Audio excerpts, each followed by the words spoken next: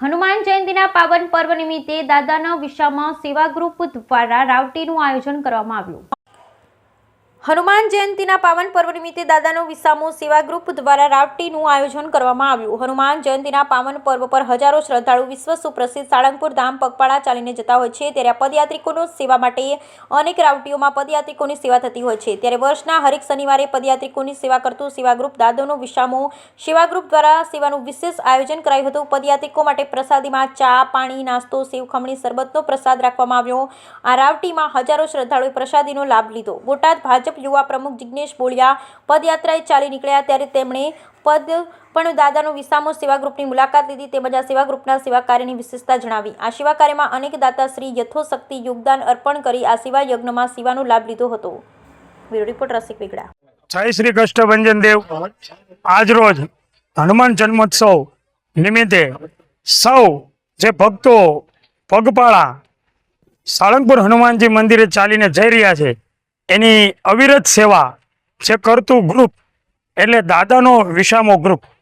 આ ગ્રુપની અંદર અને આ તમામ અંદર જોડાયેલા મારા મિત્રોને હું ખૂબ ખૂબ અભિનંદન પાઠવું છું।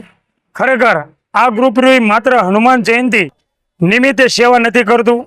આ ગ્રુપ રહ્યું એ દર શનિવારે અહીંયા લોકોની વચ્ચે રહીને સેવા કરી રહી છે। દર શનિવારે અહીંયા નાસ્તો, ચા, પાણી અને લોકોને પરાણે બોલાવીને સેવા કરવાનો જે ભાવ છે એ બોલાવીને ચા, પાણી, નાસ્તો કરાવતા હોય છે। અને આ ગ્રુપ ખૂબ જ સેવાકીય ગ્રુપ છે।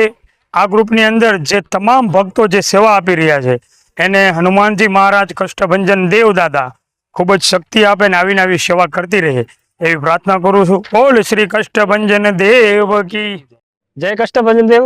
મારું નામ પ્રતાપ ગોરભા છે અને હનુમાન જયંતિના પાવન પર્વ નિમિત્તે સાળંગપુર પદયાત્રા જતા પદયાત્રિકોની સેવામાં અમારા આખા ગ્રુપ દ્વારા દાદાનો વિસામો નામથી ગ્રુપ ચલાવીએ છીએ અને હર શનિવારે વર્ષના હર શનિવારે સાળંગપુર પદયાત્રા જતા પદયાત્રિકોની આ ગ્રુપ દ્વારા સેવા કરવાનું છે।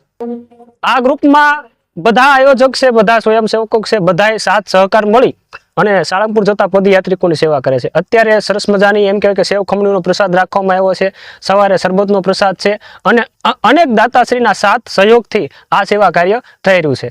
આમ તો આ આયોજન અમે 3 વર્ષથી કરીએ છીએ, પણ જે મોટું આયોજન છે હનુમાન જયંતિનું આયોજન છે અમે આ વર્ષથી તે આયોજન કર્યું છે। અમારું ગ્રુપ તો અત્યારે તો માન 20 જણાનું જ છે વધી, પણ જેમ જેમ કોઈ પણ પછી અજાણ્યો વ્યક્તિ પણ સેવા કરવા આવે તો આ એકને વેલકમ છે। જય કષ્ટભંજન। મારું નામ જિગ્નેશ કશુભાઈ રાઠોડ, બોટાદ।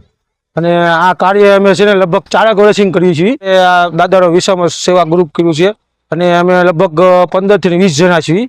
અને આ રાવટીમાં અમારા ઘણા સ્વયંસેવકો એવા છે કે કાયમિક જે જોતું હોય આજીવન દાતા જેને કહેવાય એવા દાતા છે। હિનવાની આકડ કે પાણી તમારે જેટલું જોતું હોય તો પાણી પોગાડી દઈશ।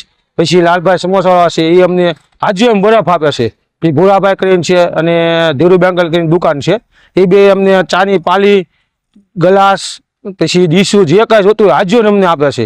અને એવા ઘણા અમારા એવા સ્વયંસેવકો છે જે કાંઈ જરૂર પડે તમે અડધી રાતે ફોન કરો એટલે અમને વસ્તુ પગાશે। એની સહયોગથી અમે આ બધા જે 20 સભ્યો છીએ એના સહયોગથી આમાં કોઈ પ્રમુખ નથી, ઉપપ્રમુખ નથી અને બધા પ્રેમથી ભાવથી સેવા સરકી કરી છે। હર શનિવારે 12 મહિનાના હર શનિવારે બપોર પછી આ રાવટી અમે ખોલ્યું છે। એમાં નાસ્તામાં કોઈ ઠંડુ હોય, ગરમ હોય, ભજીયા હોય, બટાકા ભૂંગળા હોય, પકોડા હોય, સમોસા હોય અને ગરમ વાતાવરણ હોય તો છાશ હોય, શરબત હોય, લીંબુ શરબત હોય, પછી કોઈ અન્ય એવું કોઈ ઠંડુ વાતાવરણ હોય તો ગુલ્ફી હોય, તો આઈસ્ક્રીમ હોય અને ટાઢું વાતાવરણ હોય તો પછી ગરમ ગરમ ભજીયા છે, પકોડા છે, સમોસા છે એવું રાખ્યું છે।